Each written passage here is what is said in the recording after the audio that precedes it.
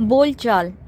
राम प्रकाश एक गांव के बस स्टैंड पर खड़ा बस का इंतजार कर रहा था। अचानक उसे अपनी पत्नी सुलोचना आती दिखाई दी। सुलोचना को देखकर उसने बुरा सा मुंह बनाया, फिर अपने सामान का थैला उठाया और थोड़ा दूर जाकर खड़ा हो गया। बस स्टॉप पर पहुंचते ही सुलोचना ने गोद में ली हुई बच्ची को जमीन पर खड़ा किया, फिर दूर खड़े राम प्रकाश पर उचकती सी नजर डालकर उधर देखने लगी जिधर से बस आने वाली थी। दोनों की शादी टूटने के कगार पर थी। सुलोचना ने राम प्रकाश और उसके परिवार पर दहेज प्रताड़ना, मारपीट और तलाक का मुकदमा कर रखा था।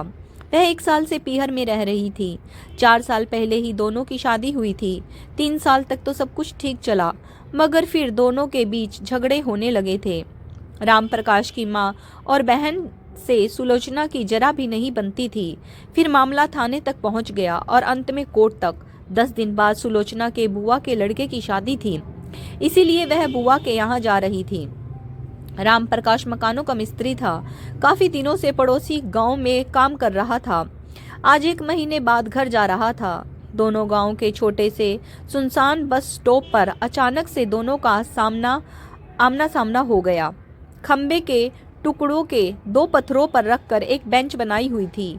सुलोचना उस बेंच पर बैठकर बस का इंतजार करने लगी। वह विचारों में खोई हुई बैठी थी कि अचानक उसने देखा कि उसकी 3 साल की बच्ची चलकर पेड़ की छांव में बैठे राम प्रकाश के पास जा पहुंची थी। सुलोचना को गुस्सा आया। उसने बेटी को आवाज लगाई, रूही बेटा इधर वापस आजा। राम प्रकाश भी विचारों में खोया हुआ बैठा था जब पीछे से बेटी ने उसे कोमल हाथों से छूकर कहा, पापा। इतना सुनते ही राम प्रकाश ने तुरंत उसे गोदी में खींच लिया और प्यार करने लगा। बिटिया, मेरी बिटिया, बिटिया, तुमने पापा को इतने दिनों बाद भी पहचान लिया रे। तू ही मेरी सच्ची बिटिया है रे। रूही पापा की गोद में दुबकी हुई थी। राम प्रकाश उसे दुलार कर रहा था कि भागते हुए सुलोचना आई और रूही को खींचकर उसकी गोदी से छीन लिया। रूही पापा की गोदी में जाने के लिए मचलने लगी, मगर सुलोचना उसे जबरदस्ती खींचकर बेंच के पास ले आई। कहते हैं बेटी पापा के दिल के सबसे ज्यादा करीब होती है। इतने दिनों बाद बेटी का स्पर्श पाकर राम प्रकाश को बहुत सुख मिला। वह भी अपना थैला उठाए उनके पीछे चलता हुआ खंबे से बनी बेंच तक आ गया। फिर रूही का हाथ पकड़ता हुआ बोला, ये मेरी भी बेटी है, तुम मुझे इसे गोद में लेने से नहीं रोक सकती। सुलोचना राम प्रकाश से रूही का हाथ छुड़ाते हुए बोली, दूर हट, ये सिर्फ मेरी बेटी है। राम प्रकाश बोला, हम दोनों की बेटी है। अभी हमारा तलाक नहीं हुआ है। अभी तक तू भी मेरी पत्नी ही है। सुलोचना चिल्लाते हुए बोली, काहे की पत्नी? तुमने तो कोर्ट में मुझ पर बदचलन, उल्टा और पागल होने के आरोप लगाए हैं। अपनी पत्नी पर कोई ऐसे आरोप लगाता है भला? अपने दिल पर पत्थर रखकर बता, क्या कभी मैंने पराई मर्द की तरफ आंख उठाकर भी देखा था? राम प्रकाश बोला, तुमने कम आरोप लगाए हैं क्या?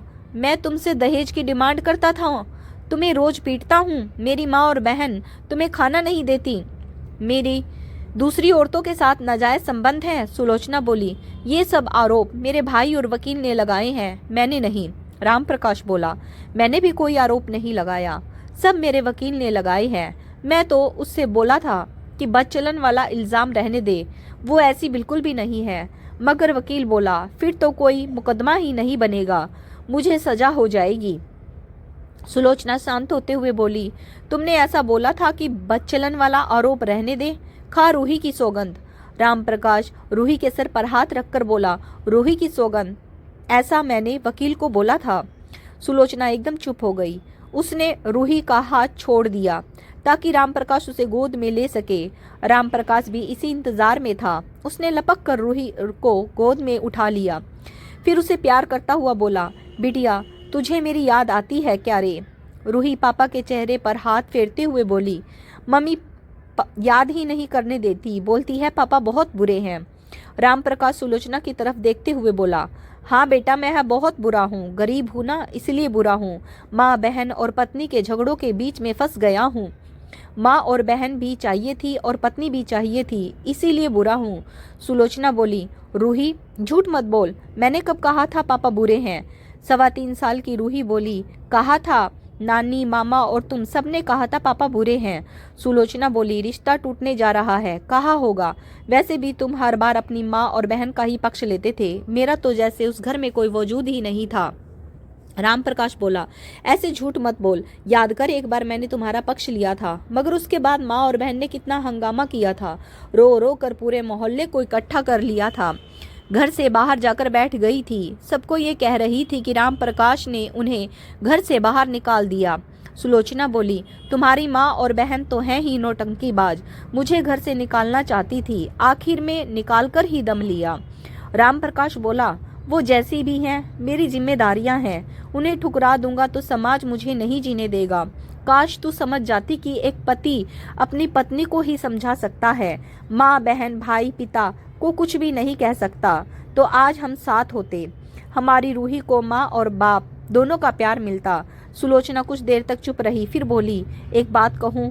वह रूही के बाल बनाते हुए बोला, क्या? वह बोली, तुमसे दूर होने के बाद मुझे समझ में आया कि मेरी भी गलतियां थी। राम प्रकाश बोला, आज मैं भी स्वीकार करता हूँ कि गलती मेरी भी है। मुझे तुम पर गुस्सा नहीं होना चाहिए था। फिर दोनों के बीच चुप्पी छा गई। काफी देर तक कुछ नहीं बोला। राम प्रकाश गौर से सुलोचना का चेहरा देखने लगा और सोचने लगा, कितनी कमजोर हो गई है। मेरे घर में रहती थी तब चेहरे पर कितना नूर था इसके। शादी में जा रही है मगर ना कोई मेकअप ना ढंग की साड़ी पहन रखी है। इसकी बुआ को भी कामवाली की जरूरत है, इसीलिए शादी से 10 दिन पहले बुला रही है इसे। सुलोचना नजर उठाए खड़ी थी। उसकी नजर राम प्रकाश के पैरों की तरफ गई। फटे जूतों के बाहर उंगलियां झांक रही थी। पैंट भी 1-2 जगह से फटी हुई थी। ऐसे कपड़े तो वह उसे कभी नहीं पहनने देती थी। वह सोचने लगी, आज वह उसके साथ होती तो अकेली शादी में ना जा रही होती, अपने पति के साथ बन ठन कर जाती। अब अकेली जाएगी तो सब लोग बातें बनाएंगे। वह बोली, बस से जा रहे हो, ढंग के जूते तो पहन कर आते। वह उदास होकर बोला, ढंग के जूतों के लिए पैसे नहीं है। जब से तुम लोगों ने कोर्ट में केस किया है सारे पैसे उसमें लग गए। 20,000 वकील ने ले लिए और उससे पहले पुलिस वालों को भी देने पड़े थे। साल भर काम भी कहाँ मिलता है, महीने में आधा दिन तो घर पर पड़ा रहता हूँ।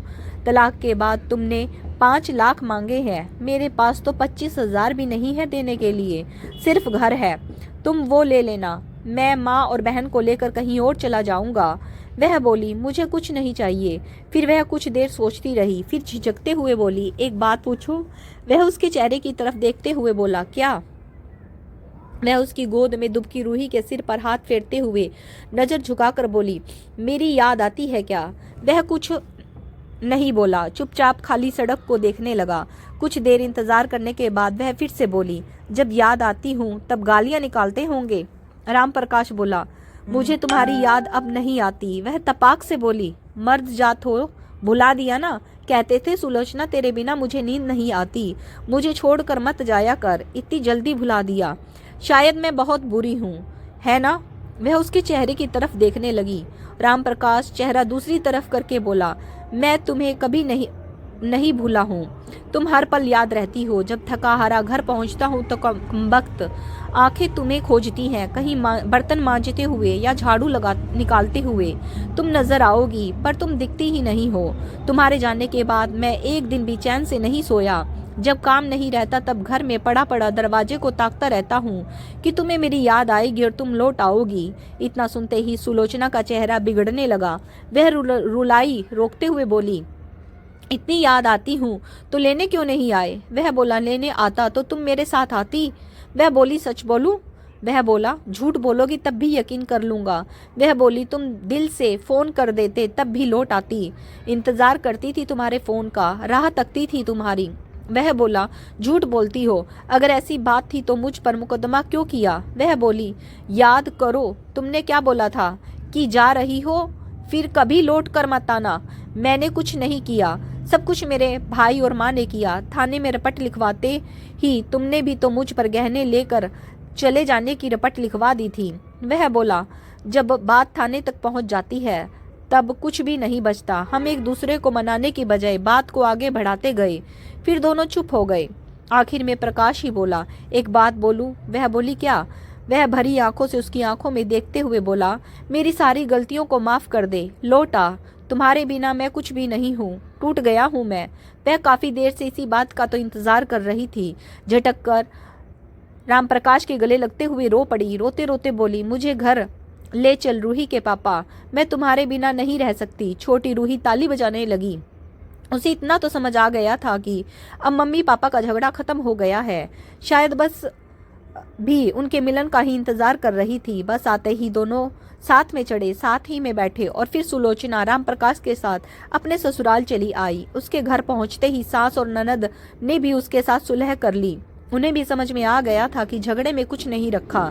दोस्तों, लड़िए झगड़िए कुछ भी कीजिए, मगर बोलचाल बंद मत कीजिए, क्योंकि बोलचाल बंद होते ही सुलह के सारे रास्ते बंद हो जाते हैं।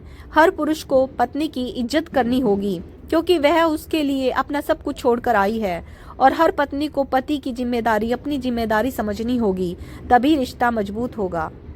तो दोस्तों, इस कहानी पर आपकी क्या राय है, कमेंट्स करके ज़रूर बताइएगा। अगर कहानी पसंद आई है, please like share and subscribe my channel stories bye Sunita Saini. Video को यहाँ तक देखने के लिए आप सब लोगों का बहुत बहुत बहुत बहुत धन्यवाद।